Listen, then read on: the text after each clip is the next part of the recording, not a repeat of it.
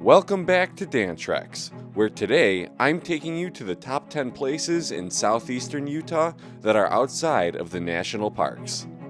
The Utah parks can get pretty busy, and if you're looking to avoid crowds, well, it's best to go to places that aren't crowded, which you just might find down here in the region known as Utah's Canyon Country. So let's dive right in. Alright, well, this first one can actually get a little bit crowded.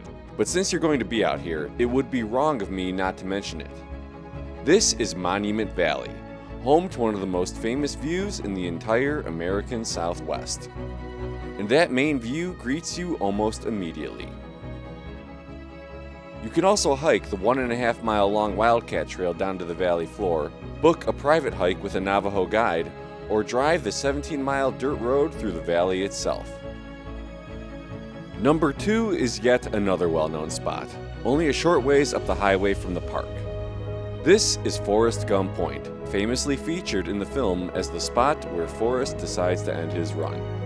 Be careful getting your photos. This is a major highway after all. Number 3 is one of my absolute favorites in the entire area, Mexican Hat. This tiny desert town has a couple motels, restaurants, and a gas station. It's named after this unique rock formation found just up the road. You can drive up to and even hike to the top of the Hat Rock. And the view behind it of this stunning formation known as Rapley's Anticline is absolutely amazing. Do you want to see an amazing view like Arizona's Horseshoe Bend, but without all of the crowds? Head just up the road to spot number 4, Goosenecks State Park. Here, you're rewarded with a breathtaking view of the canyons carved out by the San Juan River below.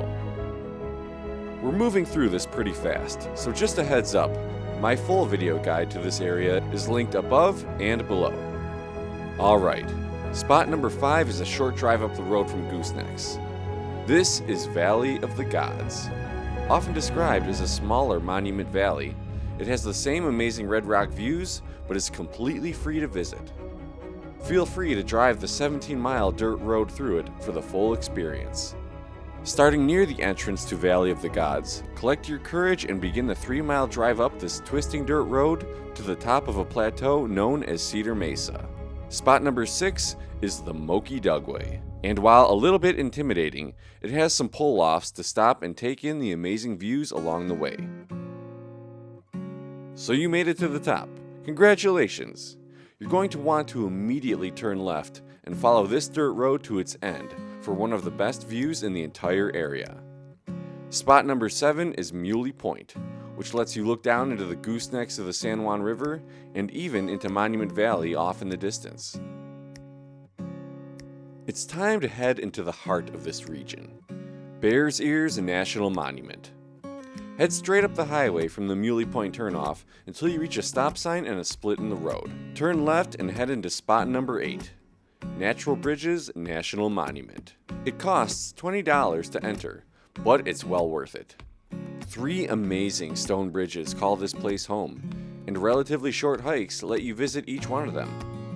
There's also some Pueblo ruins in the area, but these can be tough to get to, so if you'd like to see some a little bit closer, join me at the next spot. Bears Ears is a place extremely sacred to the indigenous tribes in the area that call or have called it home. It's important to treat any ruins or artifacts in this area with respect, including not touching, entering, or taking anything from them. The next 2 places I'm about to show you are very well known, and marked by signs right off the highway. Many of the ruins in this area are still kept a secret though, so if you do happen to find any on your own treks, do your part. Follow the principles of leave no trace, and don't geotag them on social media. Okay, spot number 9. Head straight out of Natural Bridges and follow the highway until you see a sign for Mule Canyon, and then make a left onto Arch Canyon Road, heading down a short ways to the Mule Canyon Trailhead. A 2-mile hike brings you to the famous House on Fire ruins. Mid-morning sunlight makes the overhang above this structure glow, as if it was on fire. Be sure to keep an eye out for some petroglyphs nearby too. And spot number 10 is the other famous ruin, just across the highway from where you parked for the House on Fire, the Mule Canyon Cave Towers. where a 1.5 mile long hike brings you to even more amazing Pueblo ruins.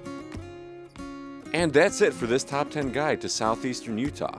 If you want to know more, check out my full guide to the area right here. Until the next time.